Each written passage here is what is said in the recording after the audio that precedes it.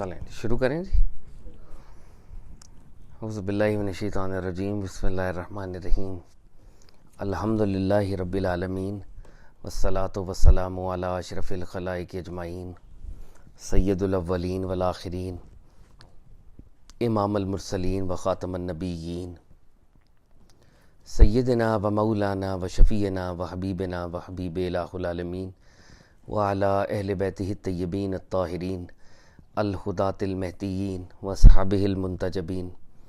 الصلاۃ والسلام علیک یا سیدی یا رسول اللہ وعلی آلک وصحبک یا سیدی یا حبیب اللہ. السلام علیکم یا سیدۃ النساء العالمین یا فاطمۃ الزہرا. السلام علیکم یا امیر المومنین یا علی مولا. السلام علیکم یا ابا محمد الحسن. السلام علیکم یا ابا عبداللہ الحسین. السلام علیکم یا شیخ جنید البغدادی. السلام علیکم یا شیخ علی بن عثمان حجویری. السلام علیکم یا شیخ عبد القادر جیلانی. السلام علیکم یا حضرت خواجہ معین الدین چشتی اجمیری. السلام علیکم یا حضرت سید میرا حسین زنجانی یا جدی.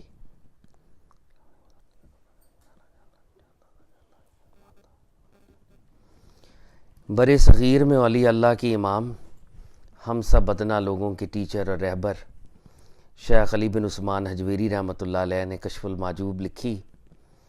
کتاب کے آغاز میں داتا صاحب فرماتے ہیں، میں نے رب تعالیٰ کی بارگاہ میں استخارہ کیا. فرماتے ہیں استخارے کا مطلب ہے اللہ تعالیٰ سے خیر طلب کرنا. ہم بارگاہ رب العزت میں پروفٹ صلی اللہ علیہ وآلہ وسلم کا واسطہ پیش کرتے ہیں، تمام انبیاء کا واسطہ پیش کرتے ہیں، اولیاء کا واسطہ پیش کرتے ہیں، حضور داتا صاحب کا واسطہ پیش کرتے ہیں.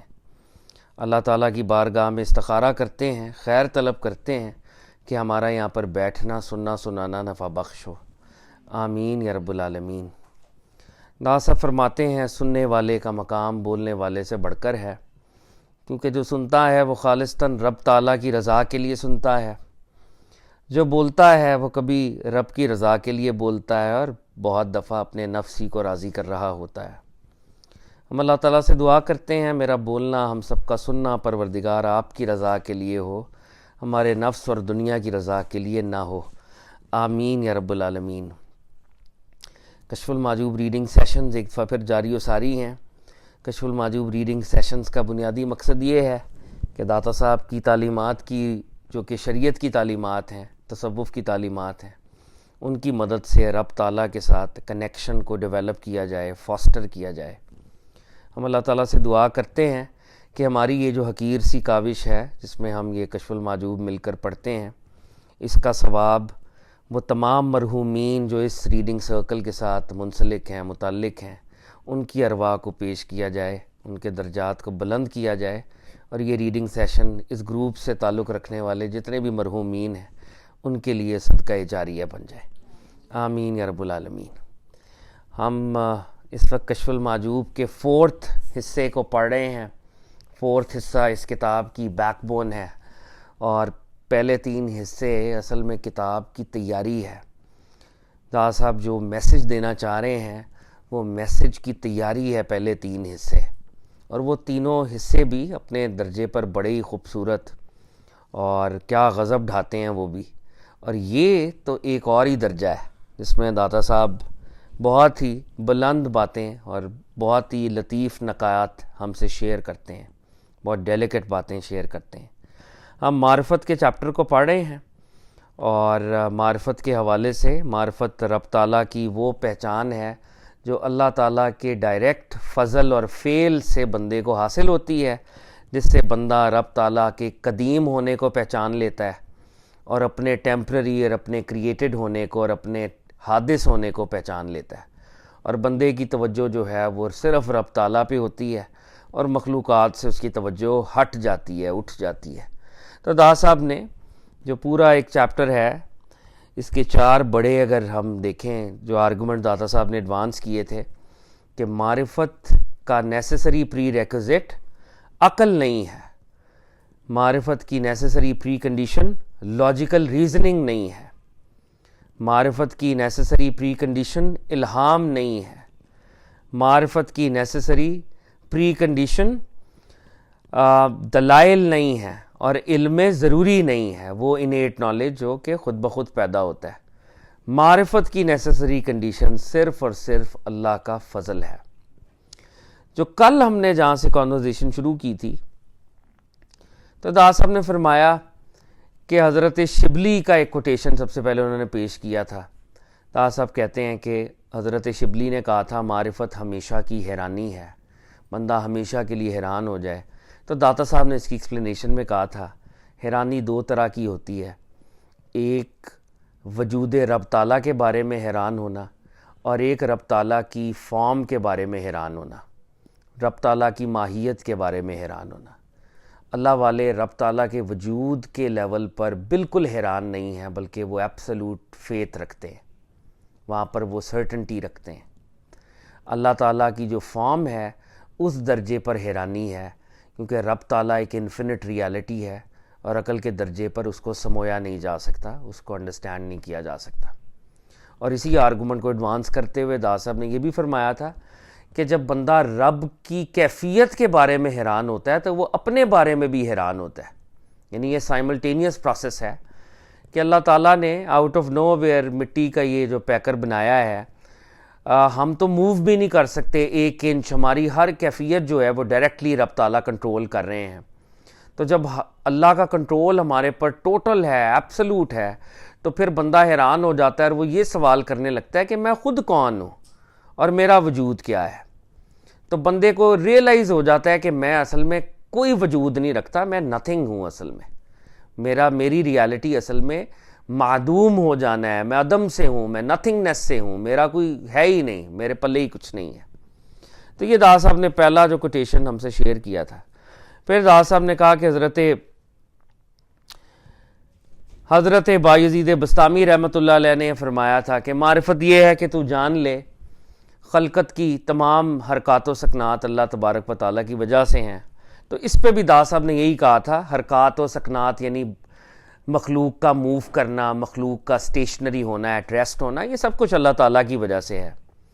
تو داس صاحب نے اس میں بھی یہ کہا تھا کہ بندہ کچھ نہیں کر سکتا، در حقیقت اللہ ہی دلوں کے اندر ارادے پیدا کرتا ہے اور اس ارادے کو اس دنیا میں ظہور کرتا ہے۔ اس کا اصل میں سارا ایکشن جو ہے وہ اللہ کا ہے اور بندوں کے ایکشن مجازی ہوتے ہیں، حقیقی ایکشن صرف اللہ تعالیٰ کا ہے۔ پھر حضرت واسع نے فرمایا تھا رحمۃ اللہ علیہ، جس نے اللہ تعالیٰ کو پہچان لیا اس کا کلام کم ہو گیا اور اس کی حیرت ہمیشہ کے لیے ہو گئی۔ تو داتا صاحب نے اس بابت بھی یہ فرمایا تھا کہ دیکھیں کلام کے تحت وہ چیزیں آ سکتی ہیں جو محدود ہوتی ہیں، کیونکہ کسی چیز کو کیپچر کرنا ورڈز میں، تو ورڈ کے لیول پر ہم باؤنڈری لگا رہے ہوتے ہیں، لیکن اللہ تعالیٰ کی ذات پاک ہستی مطلق وہ تو انفینٹ ہے، تو وہ ورڈز میں بھی حدود میں نہیں آ سکتی۔ جب وہ بیان میں نہیں آ سکتی تو ریشنالٹی بھی اس کو کیسے کیپچر کرے گی؟ تو اس لیے سائلنس ہی ہمارا ایک رسپانس ہے اس درجے میں۔ تو آف کورس جو اللہ کا عارف ہوتا ہے وہ خاموش ہو جاتا ہے اور وہ حیرانی میں ہوتا ہے، اور وہ آف کورس اس کی حیرانی اللہ کے وجود کے متعلق نہیں ہوتی بلکہ اللہ تعالیٰ کی ماہیت اور اس کی فارم کے متعلق ہوتی ہے، کیونکہ ہم ایسے ورڈز نہیں پاتے کہ ہم اللہ تعالیٰ کی ماہیت کو بتا سکے۔ پھر داس صاحب فرماتے ہیں، اور یہاں پہ یہ تھوڑا کمپلیکیٹڈ تھا، یہیں پہ ہم نے کل کی گفتگو کا اختتام کیا تھا کہ حضرت ابو بکر شبلی یہ کہہ رہے تھے کہ معرفت الہی کی حقیقت اللہ تبارک و تعالیٰ کی معرفت سے عاجز ہونا ہے۔ معرفت کیا ہے؟ کہ آپ عاجز ہو جائیں، اپنی عاجزی کا اظہار کریں۔ اب یہ جو پوری یہ جو فریز ہے، کچھ لوگوں جو سوڈو صوفیز تھے انہوں نے یہ سمجھا کہ کیونکہ ہم معرفت حاصل کر ہی نہیں سکتے تو ہمیں معرفت کے سفر پر چلنا ہی نہیں چاہیے۔ ٹھیک ہے، مطلب میں یہ کہوں کہ جی میں تو نانگا پربت کے بیس کیمپ پہ کیونکہ جا ہی نہیں سکتا، میرے اندر یہ کیپیسٹی ہی نہیں ہے، تو میں جاؤں ہی نہ، میں نانگا پربت بیس کیمپ پہ جاؤں ہی نہ۔ تو داتا صاحب کے ہاں یہ کیفیت ان ایڈمیسیبل ہے۔ آپ نے بیس کیمپ پر جانے کی کوشش کرنی ہے. ادھر جا کے آپ یہ ریئلائز کریں کہ میں آگے نہیں جا سکتا. جو ہیومن اینڈ پوائنٹ ہو سکتا ہے اس کو آپ نے انڈیور کرنا ہے. وہ آپ کی ایفرٹ ہے. داس صاحب نے جب علم کا دوسرا چیپٹر تھا نا نالج کے اوپر, تو داس صاحب نے کہا تھا کہ علم حاصل کرنا ضروری ہے, فرض ہے. پورا چیپٹر اس پہ گزار دیا داس صاحب نے. اور آخر میں داتا صاحب نے کہا کہ جب بندے کو علم ہو جاتا ہے تو وہ یہ ریئلائز کرتا ہے کہ اس کا علم رب تعالیٰ کے مقابلے میں اگنورنس ہی ہے, جہل ہی ہے. لیکن اس کا یہ مطلب نہیں ہے کہ علم حاصل نہیں کرنا. ایک وہ شخص جو علم حاصل کرنے کے بعد یہ ریئلائز کرے گا کہ وہ اگنورنٹ ہے, اور ایک وہ شخص جو علم کے راستے پہ نہیں جائے گا اور کہے گا کیونکہ ہم ہیں ہی اگنورنٹ تو علم کیوں حاصل کریں. تو ان دونوں میں بڑا فرق ہے. تو حضرت ابو بکر شبلی کے کال کو مس یوز کیا گیا, اور کچھ لوگوں نے یہ کہا کہ کیونکہ معرفت ہم حاصل کر ہی نہیں سکتے تو ہمیں معرفت کے پاتھ پر چلنا ہی نہیں چاہیے. داتا صاحب نے اس کی کریٹیک کی ہے کہ معرفت عاجزی ہے, لیکن ان معنوں میں عاجزی نہیں ہے کہ آپ نے معرفت کے پاتھ پر نہیں چلنا. معرفت کے پاتھ پر آپ نے چلنا ہے. اور پھر دادا صاحب نے عاجزی کی جو ریئل ہمارے ساتھ شکل ہے وہ بھی شیئر کی کہ عاجزی کیا چیز ہے. دادا صاحب نے کہا عاجزی 2 لیولز پہ ہے. عاجزی کا پہلا لیول یہ ہے کہ بندہ اپنی تمام ہیومن ایٹریبیوٹس کو گیو اپ کر دے. آف کورس وہ بھی اللہ ہی کروائیں گے, لیکن وہ گیو اپ کر دے. اور جب وہ گیو اپ کر دے گا تو وہ یہ کہتا ہوا نہیں پائے گا کہ اب میں عاجز ہوں. اس نے تو اپنی ایٹریبیوٹس ہی گیو اپ کر دی ہیں, اور یہ ایٹریبیوٹ بھی گیو اپ کر دیا ہے جس میں وہ یہ ریئلائز کرتا ہے کہ میں عاجز ہوں. اور عاجزی کی دوسری سٹیٹ یہ ہے کہ رب تعالیٰ کی تجلی بندے پر پڑے اور بندہ اپنے اس تجلی کے اندر ایسا محو ہو جائے کہ وہ سب کچھ بھول جائے. اس سٹیشن میں بھی بندہ یہ نہیں کہہ سکتا کہ میں عاجز ہوں. اگر اللہ کی تجلی بندے پہ پڑی ہوئی ہو اور بندہ اپنے آپ کو ہی آبزرو کر رہا ہو, اپنے آپ کو ایویلویٹ کر رہا ہو, یہ عاجزی تو نہیں ہے. اصل میں عاجزی یہ ہے کہ بندہ اتنا عاجز ہو جائے کہ اپنے آپ کو بھول جائے, وہ نیگیشن میں چلا جائے, وہ انائلیشن میں چلا جائے, وہ فنا کر لے اپنے آپ کو. مطلب فزیکل نہیں, آف کورس شعور کے لیول پر. جب حضرت یوسف علیہ السلام کو دیکھا جا رہا ہوگا تو اگر خواتین اس وقت اپنے آپ کو سوچ رہی ہوں ساتھ, تو یہ اس نظارے کو کنٹیمینیٹ کرنے والی بات ہے. نظارہ یہ تقاضا کرتا ہے کہ بندے کا شعور حضرت یوسف کے ساتھ ایسے کنیکٹ ہو جائے کہ بندہ اپنی ذات کو بھول جائے. تو رب تعالیٰ تو خالق یوسف ہے. جب آپ اس کے نظارے میں ہوں گے تو آپ کیسے اپنے آپ کو یاد کر سکتے ہیں, اور کیسے یہ بھی یاد کر سکتے ہیں کہ میں عاجز ہوں. اگر آپ یہ یاد رکھے ہوئے ہیں کہ میں عاجز ہوں تو اس کا مطلب ہے کہ آپ اپنے بارے میں سوچ رہے ہیں اور ابھی آپ کی عاجزی آپ کے اندر آئی ہی نہیں ہے. ٹرو عاجزی از نتھنگنیس, انائلیشن. تو داس صاحب کہہ رہے ہیں کہ یہ لوگ جو ورڈ کے لیول پہ ساتھ ساتھ یہ بھی کہہ رہے ہیں میں عاجز ہوں, ان کا یہ کہنا سمبلائز کر رہا ہے کہ یہ عاجز ہی نہیں ہے. اگر یہ عاجز ہوتے تو بولتے تو نہیں. ٹرو عاجزی تو خاموشی کی بات کر رہی تھی. یعنی ان سوڈو صوفیز کو 2 لیولز پر انہوں نے کرٹیک کیا ہے. پہلا کرٹیسزم کیا ہے کہ معرفت میں عاجزی کا مطلب یہ نہیں کہ معرفت کے پاتھ پہ جانا نہیں ہے, جا کر ریئلائز کرنا ہے کہ ایک ٹائم آئے گا جب فاصلہ رہ جائے گا. اور نمبر 2, اگر تم یہ کہنے کی پوزیشن میں ہو کہ میں عاجز ہوں تو ابھی ٹرو عاجزی تم نے انٹرنلائز نہیں کی. ٹرو عاجزی اس بات کا تقاضا کرتی ہے کہ تم اپنے آپ کو بھول جاؤ, صرف رب کو یاد رکھو, اپنی کسی سٹیٹ کو یاد نہ رکھو. اور یہ بہت بلند مقام ہے. تو سوڈو صوفیز کو دونوں لیولز پہ انہوں نے کرٹیک کر دیا. تو داس صاحب نے کہا تھا کہ معرفت الہی اس وقت تک صحیح نہیں ہو سکتی, پرفیکٹ نہیں ہو سکتی, جب بندہ غیر حق سے کنارہ نہ کرے. اور اگر انسان یہ سوچ رہا ہے کہ میں عاجز ہوں تو وہ ایک غیر حق کو سوچ رہا ہے, اور وہ عارف پھر نہیں ثابت ہوگا. اس کا مطلب ہے کہ وہ اللہ کے بارے میں پہچان نہیں رکھتا.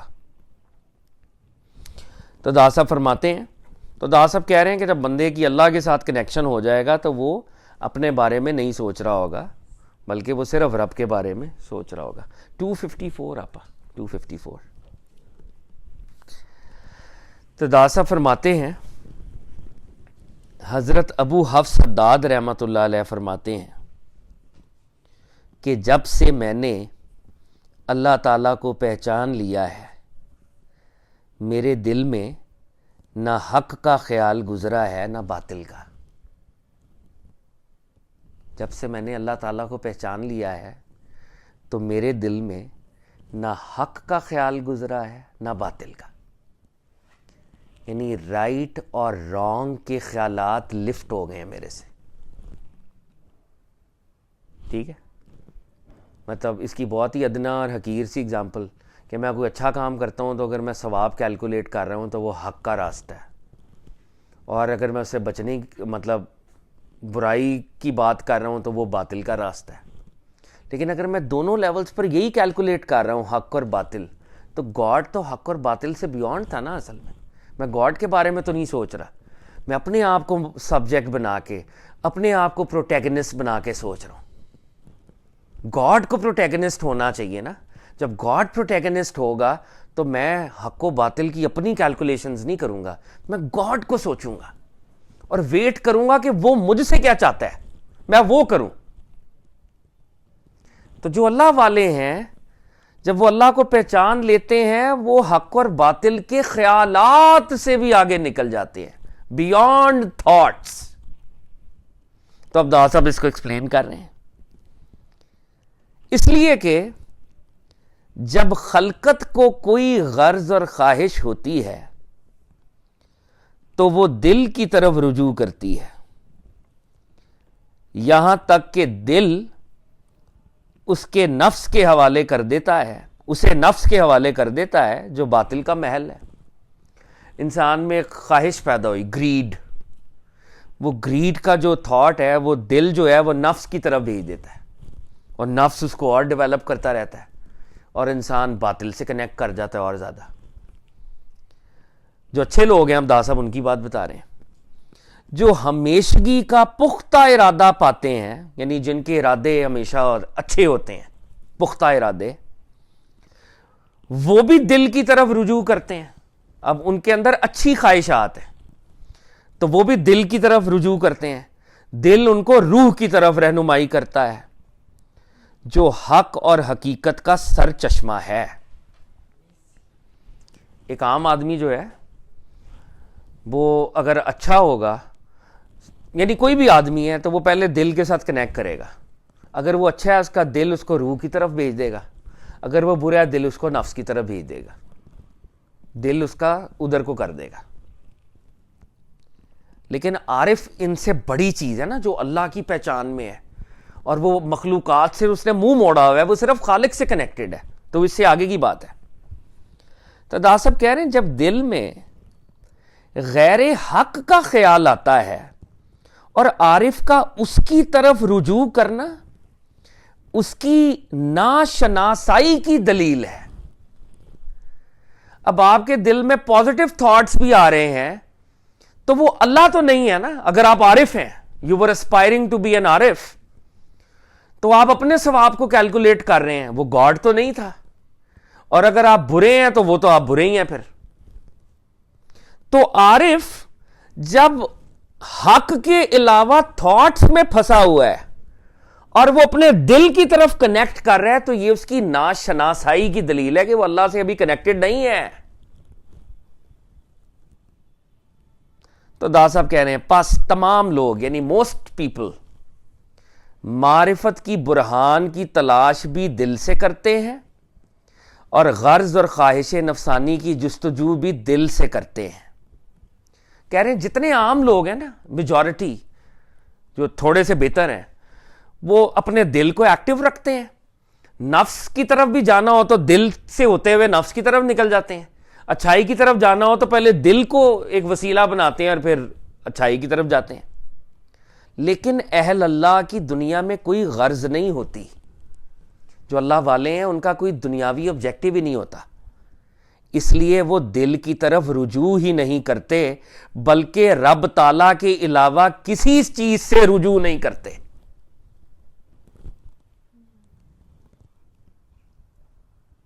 جب ان کو معرفت کی برہان کی ضرورت پڑتی ہے، برہان آرگومنٹس اللہ والوں کو، جب اللہ تعالیٰ کے بندوں کو معرفت کی برہان کی ضرورت پڑتی ہے تو وہ حق تعالیٰ کی طرف رجوع کرتے ہیں، نہ کہ دل کی طرف۔ ہم لوگ اگر اپنے ہارٹس کو بھی ایکٹیو کر لیں تو ہم نیکی اور پرہیزگاری کے بڑے اونچے سٹیشنز میں جا سکتے ہیں۔ ہمارا دل بھی ابھی ایکٹیو نہیں ہے بائی دا وے۔ اگر ہم اچھے ہو جائیں تو ہم اپنے دل کو ایکٹیو کر کے روح ہماری ذرا اس کے ساتھ کنیکٹ کریں گے، برے ہوں گے تو دل کے تھرو نفس کی طرف جائیں گے۔ وہ داتا صاحب ہی بتائیں گے آگے جا کے، شاید کچھ بتائیں۔ باقی دادا صاحب ایک چیز بار بار بتا رہے ہیں، یہ اسی چیپٹر میں دادا صاحب نے بتایا ہے کہ دلوں کے تالے اللہ تعالیٰ ڈائریکٹلی کھولتے ہیں۔ آپ صرف ایک تمنا، ایک طلب، ایک سفر پہ جا سکتے ہیں۔ اگر آپ سفر پہ جانے کے لیے تیار ہیں تو at some point in time اللہ اپنا فضل اپنی شان کے مطابق کر دے گا۔ یہ دادا صاحب نے یہاں پہ لکھا ہے کہ دلوں کے بند قفل رب خود کھولتا ہے، کسی اور کو بھی نہیں، رب خود کھولتا ہے۔ تو وہ پھر لیکن دادا صاحب کہہ رہے ہیں کہ دیکھیں، اگر آپ ایک یعنی میجورٹی 99.9% لوگ وہ نیکی کی طرف جاتے ہیں through the path of heart, بدی کی طرف جاتے ہیں through the part of heart. اللہ والے دل کو مائنس کرتے ہوئے دل کی طرف نظر ہی نہیں ہے، کیونکہ نہ ان کی کیلکولیشن ثواب ہے نہ ان کی کیلکولیشن عذاب ہے، ان کی کیلکولیشن رب سے دیدار اور ملاقات ہے۔ یہ جنت مبارک رہے زاہدوں کو کہ میں آپ کا سامنا چاہتا ہوں۔ تو کہہ رہے ہیں وہ اللہ والے، ان کو جب معرفت کے آرگومنٹ کی ضرورت پڑتی ہے وہ حق تعالیٰ کی طرف رجوع کرتے ہیں، نہ کہ دل کی طرف۔ پس وہ بندہ جس کا رجوع دل کی طرف ہوتا ہے اور وہ بندہ جس کا رجوع حق تعالیٰ کی طرف ہوتا ہے، ان دونوں میں بڑا فرق ہے۔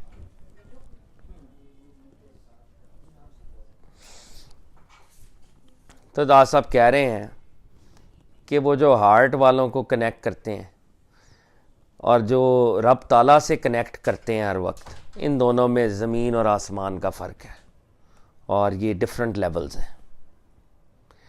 تو یہ کس کی دادا صاحب نے ایکسپلینیشن کی کہ جب سے میں نے اللہ تعالیٰ کو پہچان لیا ہے، میرے دل میں نہ حق گزرا ہے نہ باطل گزرا ہے، میں نے دل کو ایمٹی کر لیا ہے، دل کو صرف رب کی یاد اور ذکر کے لیے ایمٹی کر لیا ہے۔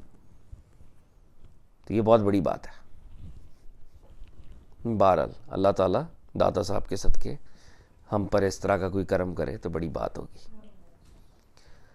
تو دادا صاحب فرماتے ہیں، حضرت ابو بکر واسطی رحمۃ اللہ علیہ فرماتے ہیں، جس نے اللہ تعالیٰ کو پہچان لیا وہ دنیا سے الگ ہو گیا، بلکہ دنیا کے متعلق کچھ بیان کرنے سے گونگا ہو گیا اور اپنے اوصاف سے فانی ہو گیا۔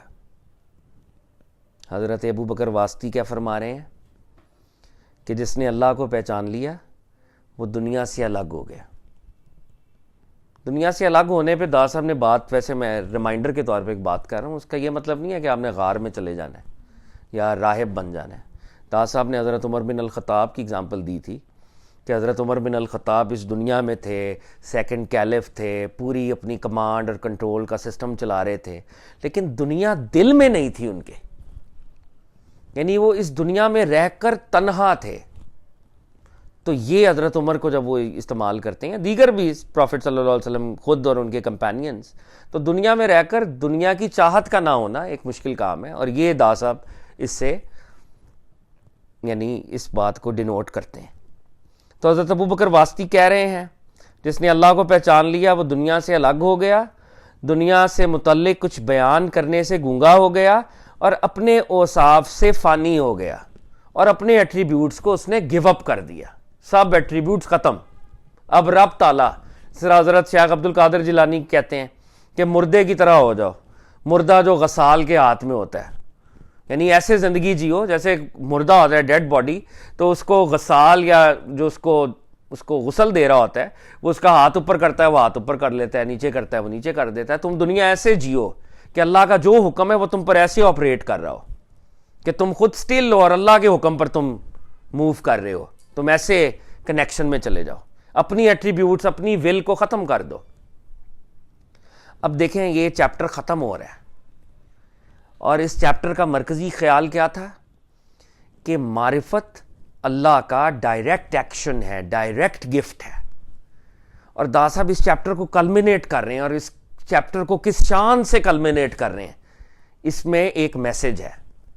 اور ابھی وہ کیا بات کر رہے ہیں کہ معرفت کی پرفیکشن کیا ہے کہ آپ اپنی ایٹریبیوٹس کو گیو اپ کر دیں، آپ کی ذاتی کوئی ایٹریبیوٹ نہ ہو.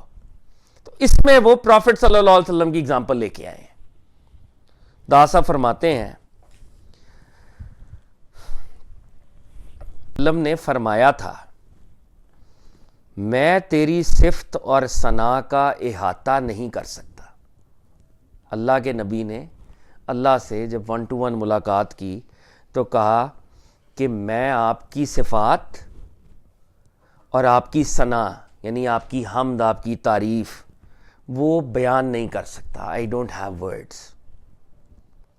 دا صاحب اب ایک وہ جسے کہتے ہیں نا فلیش بیک، پیچھے سے ایک بات کہہ رہے ہیں. جب پیغمبر صلی اللہ علیہ وآلہ وسلم غیبت کی حالت میں تھے بظاہر، جب وہ معراج سے پہلے کے جتنے سال پروفٹ صلی اللہ علیہ وسلم کے گزرے ہیں، معراج سے پہلے کے، تو سرکار دو عالم فرمایا کرتے تھے میں عرب و عجم میں سب سے زیادہ فصیح ہوں. I am the most eloquent of the men. اور ابھی بھی آف کورس آقا سے زیادہ کوئی فصیح و بلیغ ہے ہی نہیں، اس کائنات میں پیدا ہی نہیں ہوا، نہ ہوگا، ہمارا ایمان ہے.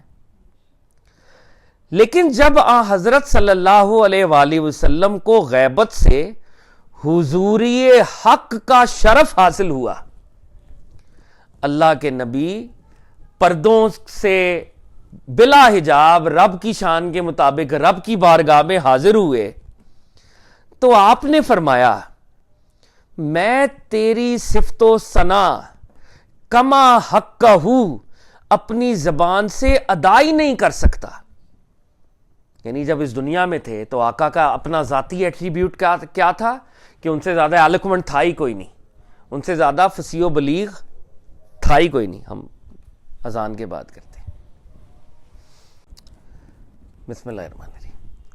تو دا صاحب اس کال کی ایکسپلینیشن بتا رہے تھے کہ جس نے اللہ تعالیٰ کو پہچان لیا وہ دنیا سے الگ ہو گیا، بلکہ دنیا کے متعلق کچھ بیان کرنے سے گونگا ہو گیا اور اپنے اوصاف سے فانی ہو گیا، یعنی اپنے ایٹریبیوٹس کو گیو اپ کر دیا. تو دا صاحب فرماتے ہیں آپ صلی اللہ علیہ وآلہ وسلم نے فرمایا میں عرب و عجم میں سب سے زیادہ فصیح ہوں. انا افصح العربی والعجم. جب حضرت صلی اللہ علیہ وآلہ وسلم کو غیبت سے حضور حق کا شرف حاصل ہوا تو آپ نے فرمایا میں تیری صفت و ثنا کما حقہ اپنی زبان سے ادا ہی نہیں کر سکتا. اب دا صاحب کہہ رہے ہیں کہ پروفٹ صلی اللہ علیہ وسلم نے اللہ کی بارگاہ میں فرمایا کہ میں آپ کی حمد کا حق ہی ادا نہیں کر سکتا، میری زبان کے پاس وہ الفاظ نہیں ہے کہ میں حمد کر سکوں. اب داتا صاحب اس کو فردر کلیریفائی کر رہے ہیں یہاں پہ. پس کیا کہوں کہ میں گویا سے بے گویا ہو گیا اور حال سے بے حال. پس تو وہی ہے جو تو ہے. اللہ کے نبی فرما رہے ہیں کہ پہلے میں بولتا تھا، اب میں بول نہیں سکتا. پہلے میں ایک حال رکھتا تھا، اب وہ حال کی جگہ آپ کے نور نے ریپلیس کر دیا اس حال کو. اور کیا میں کہہ سکتا ہوں کہ آپ وہی ہیں جو آپ ہیں. دا صاحب کہتے ہیں اس کی ایکسپلینیشن میں کہ میرا کلام میری وجہ سے ہوگا یا تیری وجہ سے. کہ اب اگر میں یا اللہ میں تیرے سامنے، امیجن کریں ایک منٹ کے لیے، ہم امیجن بھی نہیں خیر کر سکتے، لیکن اپنی شان کے مطابق اللہ رب العزت اور سرکار دو عالم صلی اللہ علیہ وآلہ وسلم کی ملاقات ہو رہی ہے. اب آقا فرما رہے ہیں کہ میں اگر گفتگو کروں تو دو ریزنز کی وجہ سے کر سکتا ہوں. یا میں اپنی پاورز کو ایکسرسائز کروں اور گفتگو کروں، یا تیری پاور کوئی مجھے ملے تو میں گفتگو کروں. دو ہی وجہ ہو سکتی ہے نا. میرا کلام میری وجہ سے ہوگا یا تیری وجہ سے؟ اگر میں اپنے واسطے سے کلام کروں تو اپنے کسب کی وجہ سے قربت کے ثابت کرنے میں معیوب ہوں گا، پس میں کچھ نہیں کہتا۔ دا صاحب کہہ رہے ہیں کہ پروفٹ صلی اللہ علیہ وسلم اللہ کی بارگاہ میں کیا کہہ رہے ہیں کہ اگر میں خود بولوں تو یہ میرا کسب، یہ میری ایفرٹ، میری سٹرگل ہوگی، اور قربت کے اندر، یونین کے اندر اپنی ایفرٹس کو ثابت نہیں کیا کرتے، اپنی ایٹریبیوٹس کو افرم نہیں کیا کرتے۔ لور کا کام ہے کہ وہ اپنی ایفرٹس کو گیو اپ کرے اور بلاوڈ کی جو ایٹریبیوٹس ہیں ان کے اوپر نظر رکھے۔ بس لور کا کام ہے اپنی ایٹریبیوٹس اور اپنی ایفرٹ کو گیو اپ کر دے، بلاوڈ پر ٹوٹل نظر رکھے۔ تو اللہ کے نبی کہہ رہے ہیں اگر میں اپنی پاور سے کچھ بولوں گا تو یہ میری کوشش ہوگی اور یہ قربت کے ثابت کرنے میں معیوب ہوگا۔ یہ جو ملاقات ہے یہ کنٹیمینیٹڈ ہو جائے گی، یہ عیب والی ہو جائے گی، کیونکہ میں اپنے لفظوں سے اس کو کنٹیمینیٹ کر رہا ہوں گا۔ پس میں کچھ نہیں کہتا، آئی ایم سائلنٹ۔ اب وہ ہستی سرکار مدینہ صلی اللہ علیہ وسلم جن کے لیے کائنات بنی ہے اور جو اس درجے پر فزیکلی پہنچ چکے ہیں، وہ سائلنٹ ہو گئے ہیں۔ تو داسا فرماتے ہیں کہ رب تعالیٰ کی آواز آئی، حکم ہوا، اے محمد صلی اللہ علیہ وآلہ وسلم اگر تو نہیں کہتا تو ہم خود کہتے ہیں۔ اب اللہ رب العزت وہ بول رہے ہیں، پروفٹ صلی اللہ علیہ وسلم خاموش ہیں۔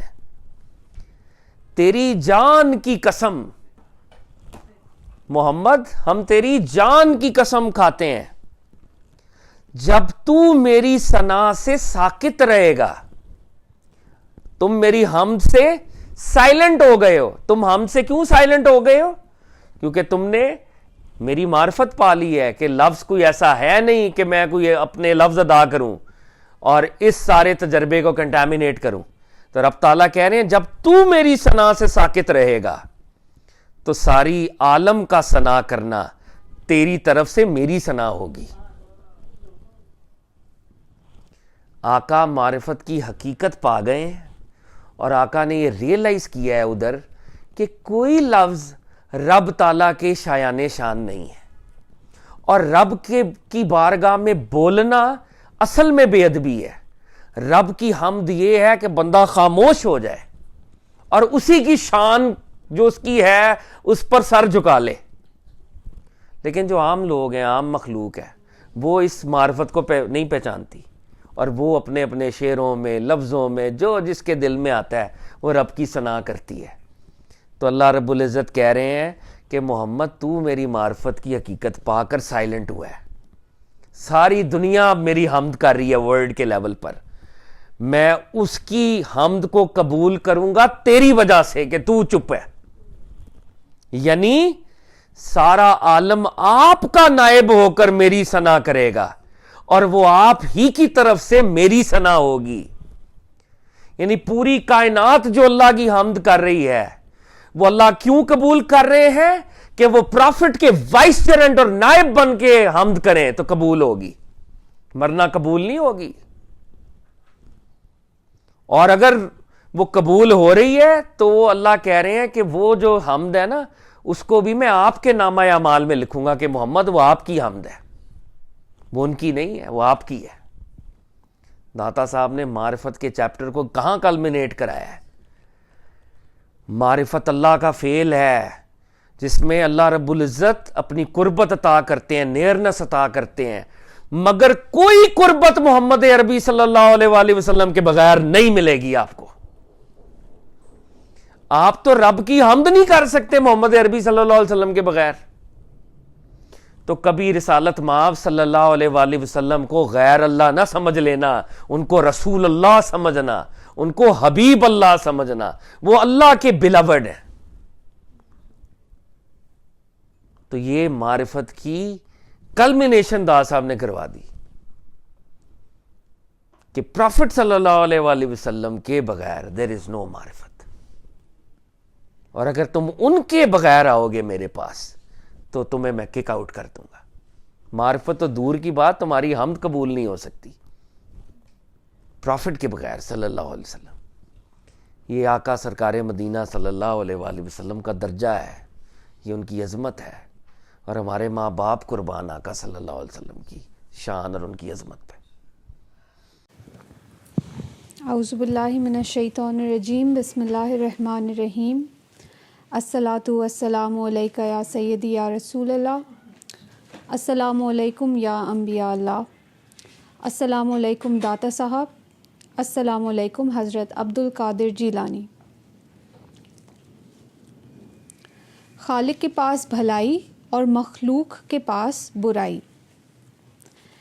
اے اللہ کے بندے، تو غضب الہی کا نشانہ بنے ہوئے منافقوں سے اپنے رخ کو پھیر لے، عقل مند بن جا، ایسے لوگوں کے پاس نہ جا جن پہ غضب الہی ہو۔ اس زمانے کے اکثر لوگ بھیڑیے ہیں کہ جن پر انسانوں جیسے کپڑے ہیں۔ تو فکر کا آئینہ لے اور اس میں دیکھ، اور اللہ تعالیٰ کی ذات سے سوال کر کہ وہ اس میں تجھے منافقوں کو دکھا دے تاکہ تجھے معلوم ہو جائے۔ میں تو مخلوق اور خالق کو آزما چکا ہوں، پس مخلوق کے پاس تو شر اور برائی کو پایا ہے، اور خالق کے پاس خیر اور بھلائی کو پایا ہے۔ اے اللہ، تو ہمیں مخلوق کی برائیوں سے محفوظ فرما اور دنیا اور آخرت میں اپنی بھلائی عطا فرما۔ میں تمہیں اپنے لیے نہیں چاہتا، بلکہ میں تمہیں صرف تمہارے لیے چاہتا ہوں۔ میں تمہاری رسیوں میں بل دیتا اور مضبوط کرتا ہوں، اور میں جو کچھ بھی تم سے لیتا ہوں وہ تمہارے لیے ہی فائدہ مند ہے، کہ میرے لیے اور میرے پاس جو خاص چیز ہے وہ مجھے تمہاری چیزوں سے بے پرواہ کر رہی ہے۔ میرے پاس اللہ تعالیٰ کی ذات پر توکل ہے۔ میں تمہاری لائی ہوئی چیزوں کا منتظر نہیں رہتا، جیسا کہ ریاکار اور منافق تم پر بھروسہ کرتے ہیں۔ اللہ تعالیٰ کو بھول جانے والا انتظار کرتا رہتا ہے۔ میں تو زمین والوں کے لیے ایک کسوٹی ہوں۔ تم سمجھدار بنو، اپنے کھوٹے مال کو میرے سامنے پیش نہ کرو۔ میں اللہ تعالیٰ کی توفیق سے تمہارے کھوٹے اور کھرے کو جانتا اور پہچانتا ہوں۔ اگر تو اپنی نجات چاہتا ہے تو میرے ہتھوڑے کا آہرن بن جا۔ ہتھوڑے کے نیچے جس لوہے کو مارا جاتا ہے اس کو آہرن کہتے ہیں۔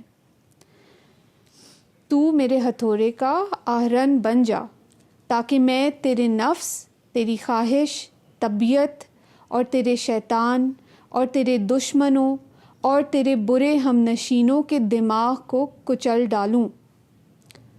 تم ان دشمنوں کے مقابلے میں اپنے رب تعالیٰ سے مدد چاہو۔ مدد، فتح اسی کی ہوتی ہے جو ان کے مقابلے میں جمع رہتا ہے۔ محروم اور بے یار و مددگار وہی ہوتا ہے جو ان کے حوالے کر دیا جائے۔ آفات تو بہت ہیں مگر ان کا نازل کرنے والا ایک ہی ہے۔ مرض تو بہت ہیں مگر ان کا طبیب ایک ہی ہے۔ اے بیمار نفس والو، تم اپنے نفسوں کو اللہ کے سپرد کرو، اور جو کچھ وہ کرے اس پر تہمت، اس پر کمپلین نہ لگاؤ، کیونکہ وہ تمہارے نفسوں پر تم سے زیادہ مہربان ہے۔ اس کے سامنے تم بے زبان بن جاؤ، اس کے سامنے یعنی اللہ کے سامنے تم بے زبان بن جاؤ، اس سے جھگڑا نہ کرو۔ اس حالت میں تم دنیا اور آخرت دونوں کی بھلائی حاصل کر لوگے۔